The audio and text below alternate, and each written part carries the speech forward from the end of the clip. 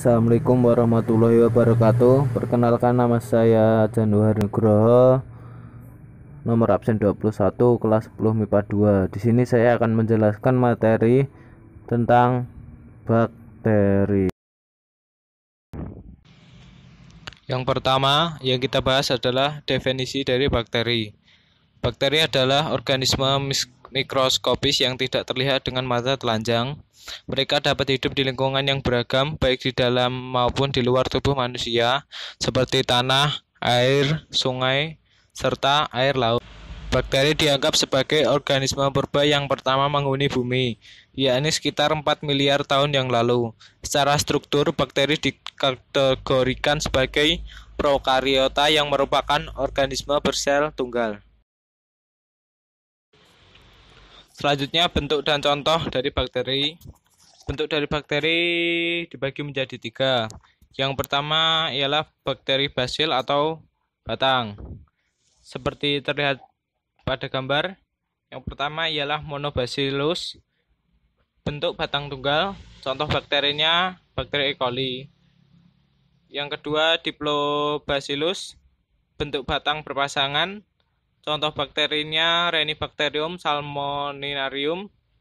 Selanjutnya streptobacillus, bentuknya batang berkoloni bentuk rantai. Contoh bakterinya Acetobacter silinium.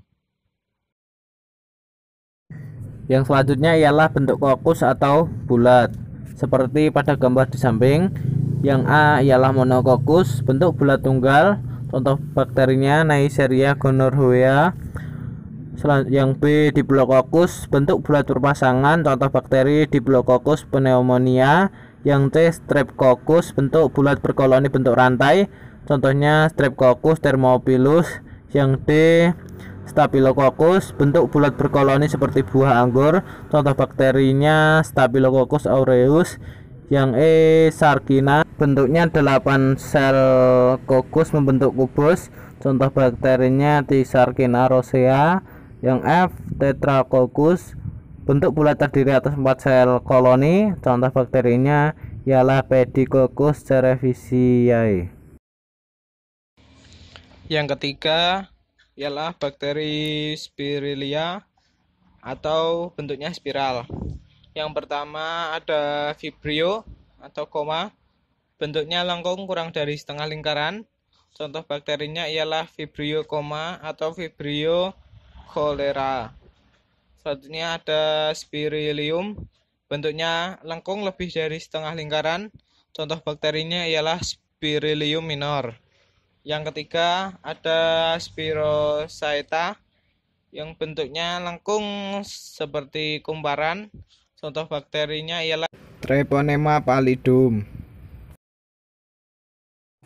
Selanjutnya struktur tubuh bakteri. Terdapat struktur luar yaitu dinding sel, kapsul, membran sel, flagella, dan pili. Struktur dalam sitoplasma, nukleoid, ribosom, dan plasmid.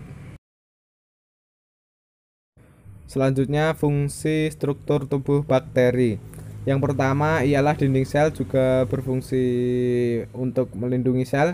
Yang kedua, membran plasma berfungsi untuk melapisi sitoplasma dan mengontrol pergantian zat yang ada pada sel dari zat yang berada di luar sel. Yang ketiga, pili fungsinya untuk membantu perlekatan pada substrat dan penyaluran materi genetik pada saat konjugasi. Yang keempat, flagella fungsinya untuk alat pergerakan. Yang kelima, sitoplasma berfungsi sebagai wadah berlangsungnya reaksi-reaksi metabolisme sel. Yang keenam, ribosom adalah organel kecil yang berfungsi sebagai tempat terjadinya sintesis protein. Yang ketujuh, plasmid fungsinya dalam rekayasa genetika sebagai vektor yang membawa gen asing yang ingin disisipkan pada bakteri. Yang kedelapan, kapsul dan lapisan lendir berfungsi sebagai pelindung. Yang terakhir, nukleoid atau nukleus, tempat berkumpulnya DNA kromosom bakteri. Selanjutnya ialah reproduksi bakteri dibagi menjadi 2. Yang pertama ialah aseksual. bakteri mengalami reproduksi aseksual dengan cara pembelahan binder, yaitu pembelahan dari satu menjadi dua sel dan seterusnya. Pembelahan binder ini termasuk pembelahan amitosis, artinya pembelahannya tidak melibatkan tahapan pembelahan. Tahapan-tahapannya seperti pada gambar di sampingnya.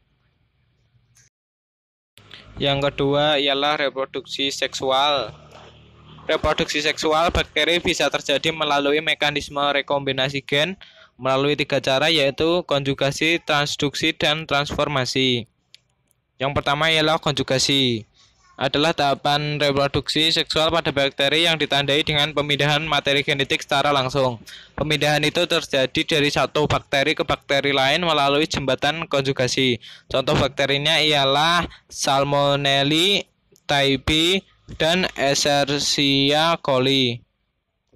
Dalam kurung menggunakan pilus seks. Tahapan-tahapannya seperti pada gambar di sampingnya. Yang kedua ada transduksi. Pada proses transduksi melibatkan peran organisme lain, yaitu virus. Itulah mengapa rekombinasi gen antara dua bakteri dijembatani oleh virus fag atau bakteriofag. Virus yang paling sesuai digunakan untuk proses transduksi ialah virus fag temperat. Hal itu karena virus ini mampu bereplikasi secara litik dan lisogenik. Tahapan-tahapannya transduksi seperti pada gambar di samping. Yang terakhir ialah transformasi. Jika pada konjugasi bakteri akan memindahkan materi genetiknya melalui jembatan penghubung, pada transformasi tidak demikian. Pada transformasi, materi genetik akan dipindahkan oleh bakteri secara langsung atau tidak melalui jembatan penghubung. Namun tidak semua bakteri yang mampu memindahkan materi genetiknya secara langsung. Biasanya bakteri yang mampu bertransformasi adalah bakteri yang memproduksi enzim tertentu. Contohnya ialah Rhizobium, Neisseria, Bacillus, dan Pneumococcus. Tahapan-tahapannya seperti pada gambar di samping. Terima kasih. Kurang lebihnya mohon maaf. Wassalamualaikum warahmatullahi wabarakatuh.